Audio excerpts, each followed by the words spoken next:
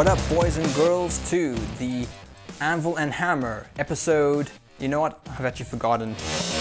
Don't know what episode we're on because, let's face it, you probably don't care what episode this is. And to be honest, neither do I. Let's just get into it. I'm currently home alone. We're doing it slightly different than we usually do it.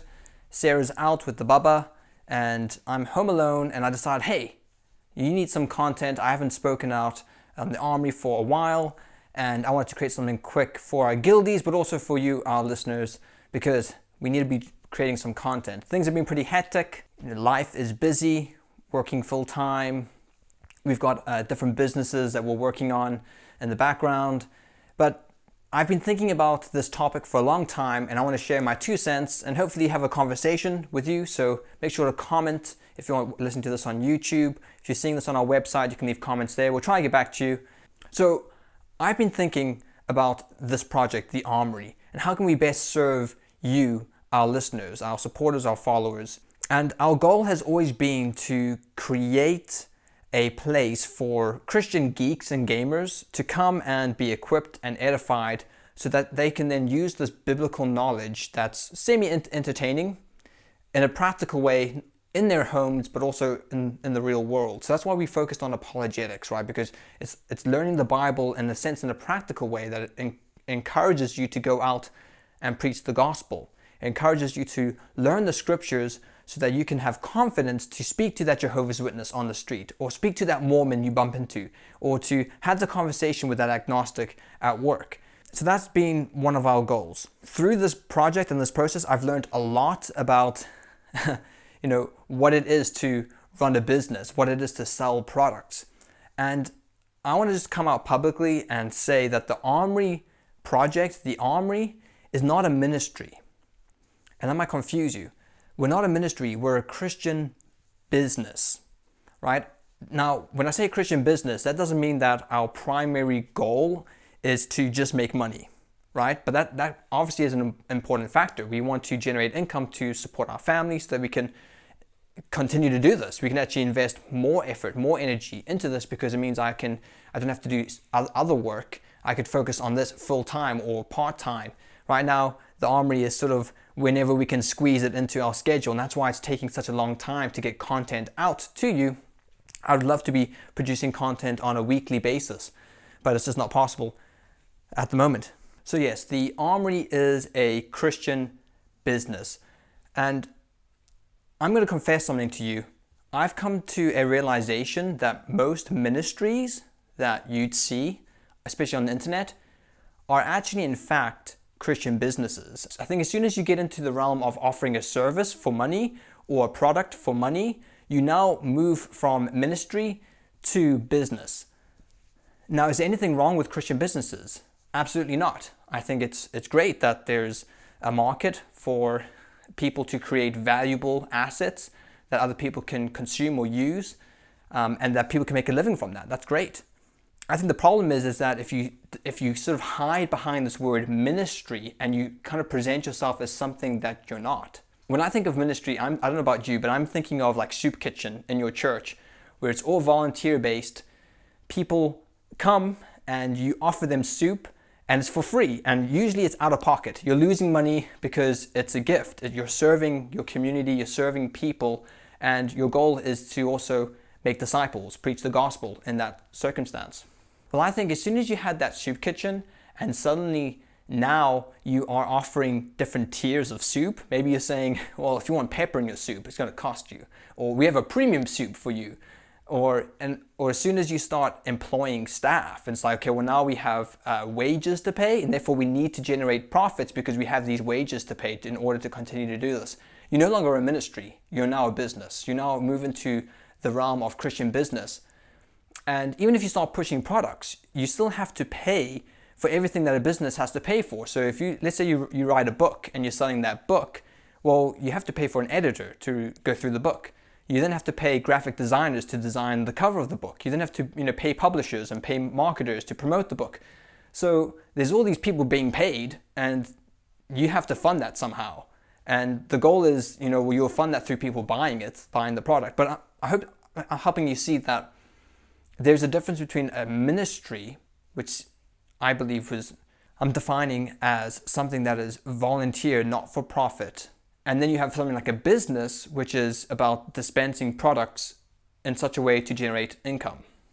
So this has led me to the conclusion that I no longer support Christian quote unquote ministries. Okay? And I used to support ministries, these types of ministries. I no longer do that. And what I do now is I solely support my local church, because I believe that's where God has called me locally to minister to the people in my community. So when it comes to financially supporting things, we as a family have decided to solely support our local church. And I think this is one of the problems of these Christian organizations, is that they actually funnel resources away from the local church, which is kind of ironic because they often describe themselves as parachurch ministries or ministries to help and equip the church, yet they funnel finances away from local churches into their own businesses, into their own corporations, which is particularly troubling for like a small place, a small country as Ireland.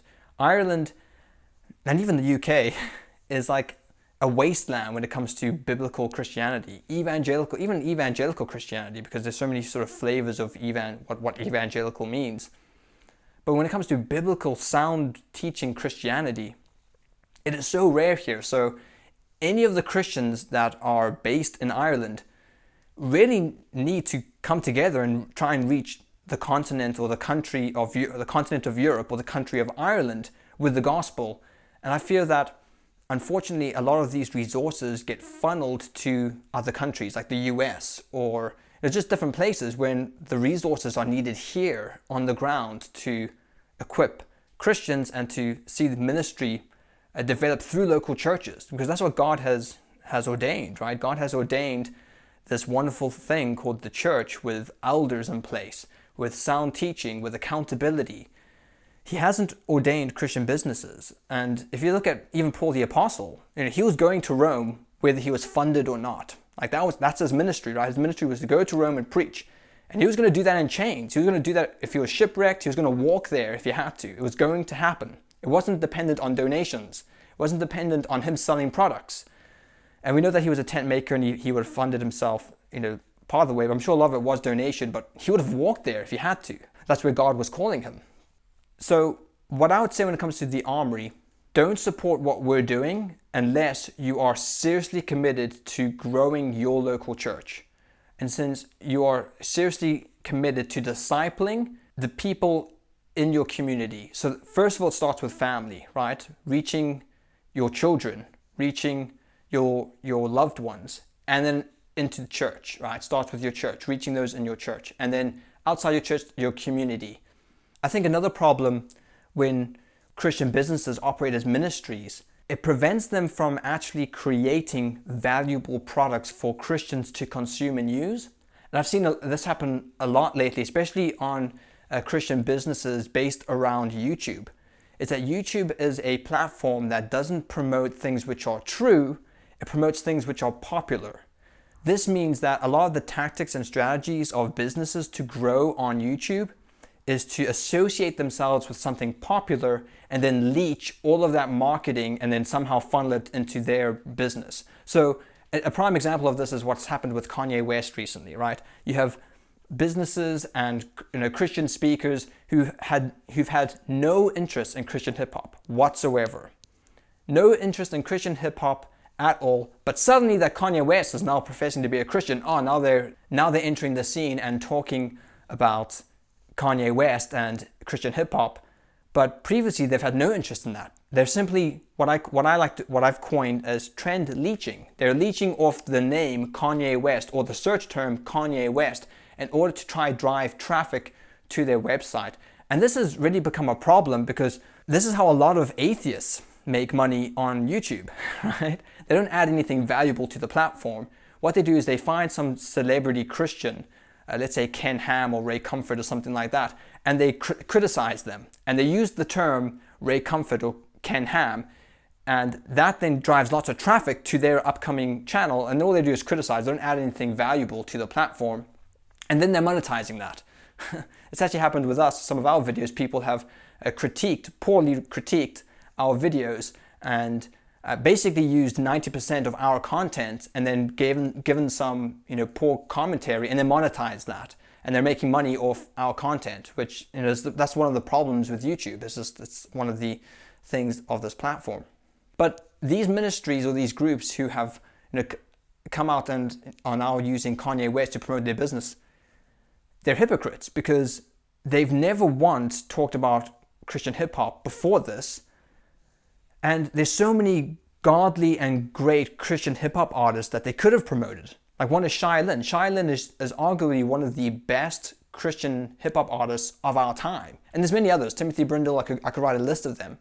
But the fact of the matter is, these brothers have faithfully been pounding out quality Christian music that have blessed many people, yet they had no interest in them because there has no financial benefit in order to promote their content. That's a problem.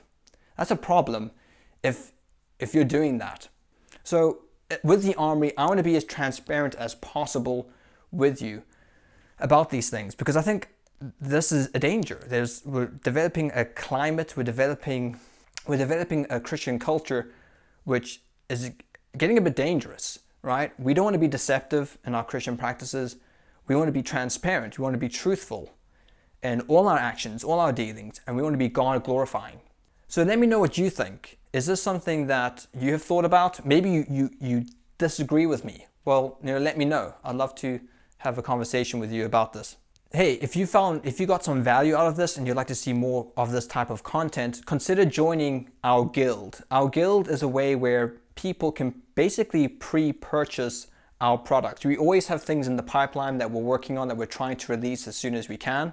By joining the guild, you aren't just arbitrarily throwing money at a organization or a business. You're actually pre-purchasing our products that are going to be released. So it's sort of like supporting a continual Kickstarter where we're constantly going to be producing videos, podcasts, games, expansions for the Armory Bible game, but you can pre-purchase that. So if that's something that you might be interested in, you can check that out. Also, to make sure to check out the Armory Bible game. It's a card game that we have developed to basically be an interactive Bible study.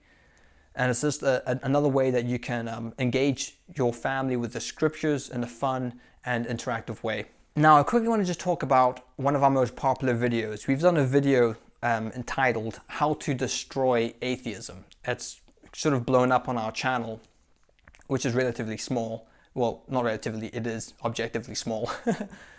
And I suppose one of the discouraging thing is that this channel actually got more attention from atheists than it did from Christians. And it was actually designed for Christians. It was designed to equip Christians to have confidence in engaging atheism, which is the easiest position to intellectually refute. And I suppose this tells me two things. Maybe, number one, maybe people already know this information is not valuable. Or number two, there's a lot of people who profess the name of Christ who actually don't care about atheists, who don't actually care in engaging and reaching them, which that can be a bit discouraging.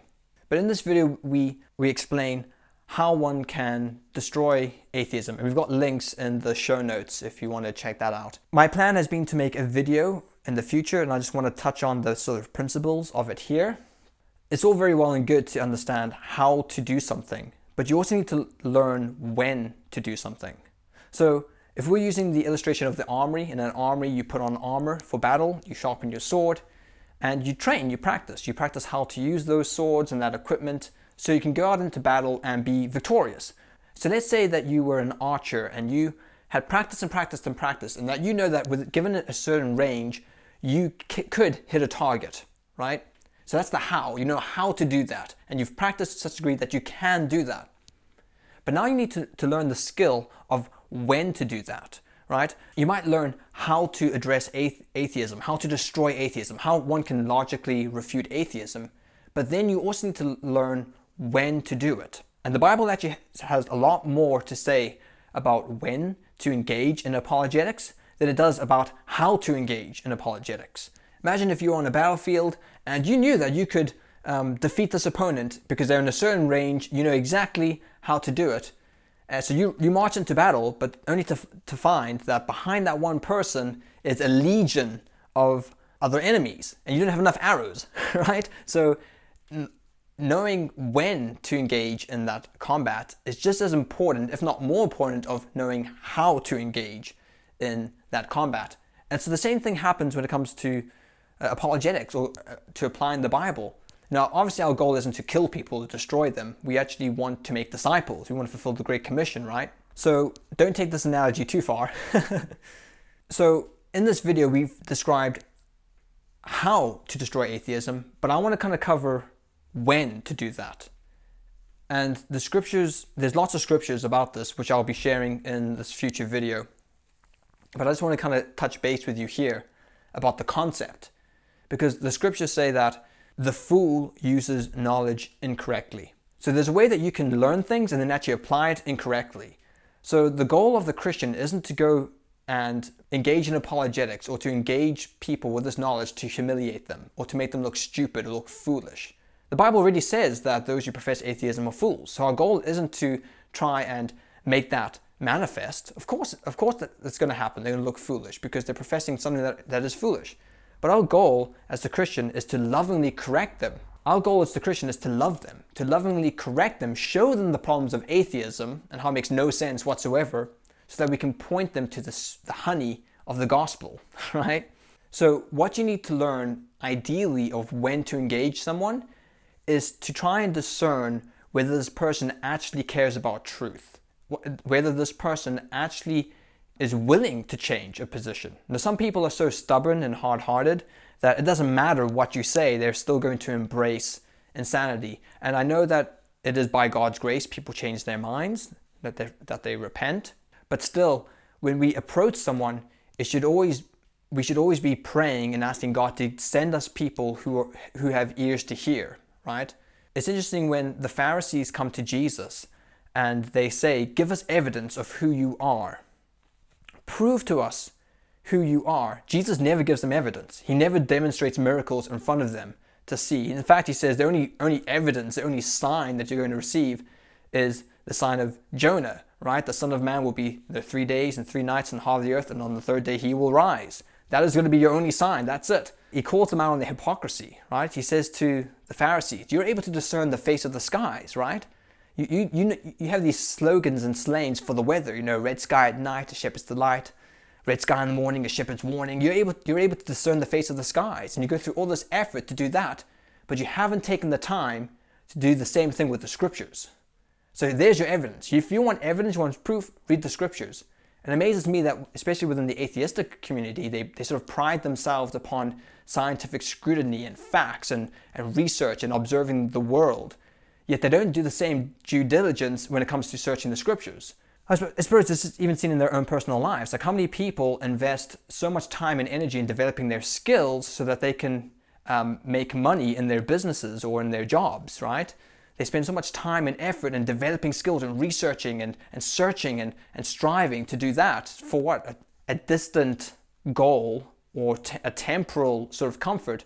How much more important is it to invest time, energy, and efforts in discovering answers to eternal matters? Things that have eternal consequence. So this is the hypocrisy of atheism, right? They do all this due diligence in the world, and I suppose not just atheists, it's anyone. But then there's a failure to search the scriptures. Like, so many people can't tell you the difference between the Old Testament and New Testament. They can't tell you about hermeneutics. They haven't gone into the original languages and done, deep Bible studies and researched these things. They can't even have a conversation about the Bible. It's just always a flippant, the Bible can't be trusted. And I want you to see this, that when an atheist comes up to a Christian and says, "Give me evidence," that's usually always a calling sign to not give them evidence, right? Jesus never did that. People came up to Jesus and said, "Give us evidence of who you are." He never did that. He never gave people evidence. Why? Why didn't Jesus give people evidence? It's because Jesus is God, and he's not in the position to meet the arbitrary whims and claims of mere men. Okay? And what the atheist does is that they exalt themselves as God. They become the sole determiner of truth. And what they're saying is, "Give me evidence, and I'm going to determine whether that is worthy of my appreciation." What they're ultimately saying is, in my world where I'm God, come and bring an offering to me, and I will determine whether that offering or that worship or that service towards me is worthy of my appreciation. So you got to be discerning that you're not dealing with an individual who's like that. Am I dealing with someone who's actually seeking truth? Am I dealing with someone that God is possibly calling? Because the Bible says that no one seeks God, right? Romans 3, there's none who seek God, so there are no seekers, right? Even now, I know my friend Satan Bugenkate, who we've had on the Anvil Hammer previously, he often says to agnostics, he says, well, which church did you go to? And their response is, what do you mean, what church do I go to? And he points out that if they were truly agnostic, they would be in church half the time. They'd be searching and seeking, but they're not. It's because people are enemies of God. People know the true God and they're enemies of God. Hope that's given you something to think about, that you need to be discerning when to answer people and engaging in these conversations to use wisdom. It's all very well learning how to do this, but we also need to learn as Christians when to do this. I'm going to be releasing further content in the future, going into this in detail with the use of scripture. There's plenty of scripture that deals with this. I'm going to leave this one here. Hope you got some value out of this. Make sure to share this with someone, because if it benefited you, probably will benefit someone else. And that's one way that you can love your neighbor, right? So as always, love God, love your neighbor, make your home an armory. God bless.